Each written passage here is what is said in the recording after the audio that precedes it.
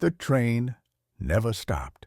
The true story of Hiroshi Nakamura. 1. The platform. In the chill of a November morning in 1945, Hiroshi Nakamura stood on the edge of a platform at Hiroshima Station, watching a train roll past without stopping. He was 19, wearing a scorched uniform and carrying a bag of letters he could no longer deliver. The station was newly rebuilt, barely more than steel frames and loose boards. But it stood. He did not. Just 3 months earlier, his city had been erased. Hiroshi had not been in Hiroshima on August 6th. That is the detail that defined his life. He had been sent 2 days prior to deliver a sealed package to a naval outpost in Kure, a city some 20 kilometers away. He had debated the order. It was a redundant task, and his friend Koji had offered to go in his place. Hiroshi declined. He wanted the train ride. He wanted a break from the heat.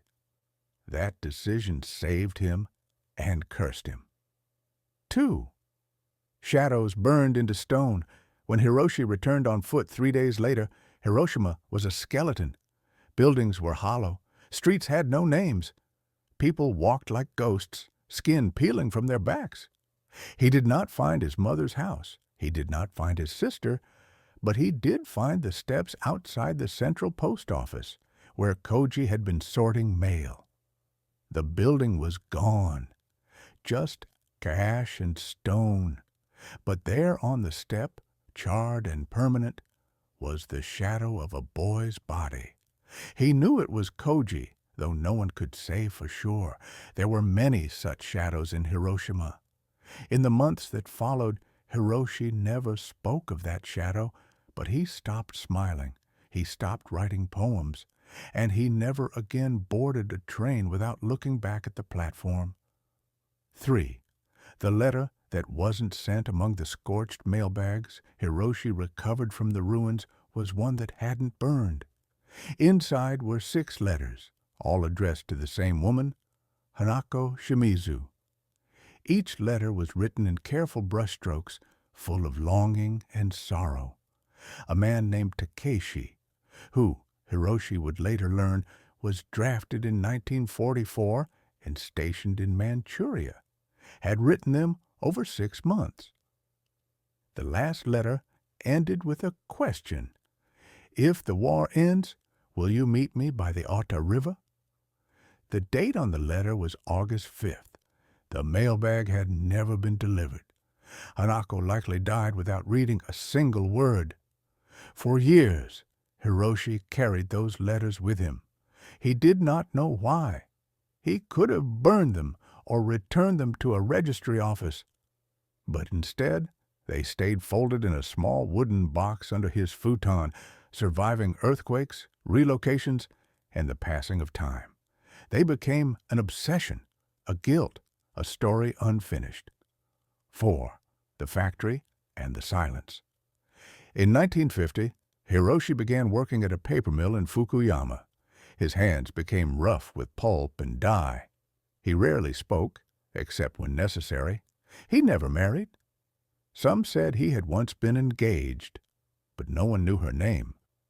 Colleagues called him the Ghost, not because he looked pale, but because he moved through life like he wasn't in it. Once, during a particularly hard winter, a young worker found him standing in the snow, staring at the train tracks near the plant. "What are you waiting for?" the boy asked. Hiroshi blinked. "I don't know," he said, but he did know. He was waiting for someone who would never come. 5.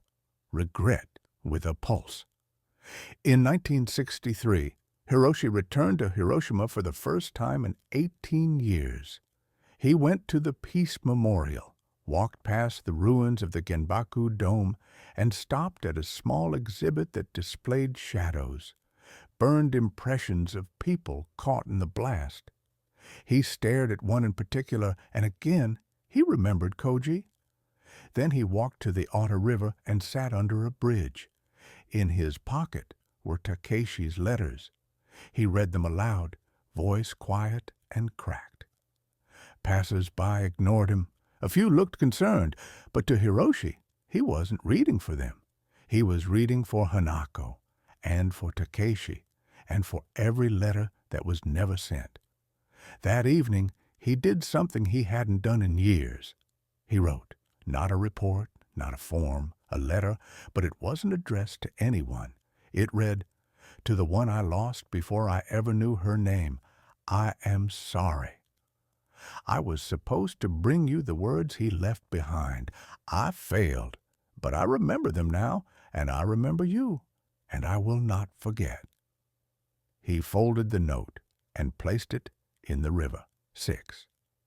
A quiet redemption. In the late 1970s, Hiroshi retired from the mill and began volunteering at the Hiroshima Peace Memorial Museum.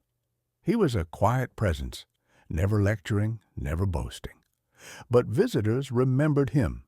He showed them the melted glass bottles, the tattered uniforms, the school children's lunchboxes. Once a tourist asked him, "Did you lose anyone?" Hiroshi paused. "Not one," he said. "Thousands." In 1982, he finally submitted the letters of Takeshi to the museum's archives. They are now displayed under glass, labeled "Unsent Letters from the War." Every year, on August 6th, volunteers read them aloud. No one ever found out who Hanako Shimizu was,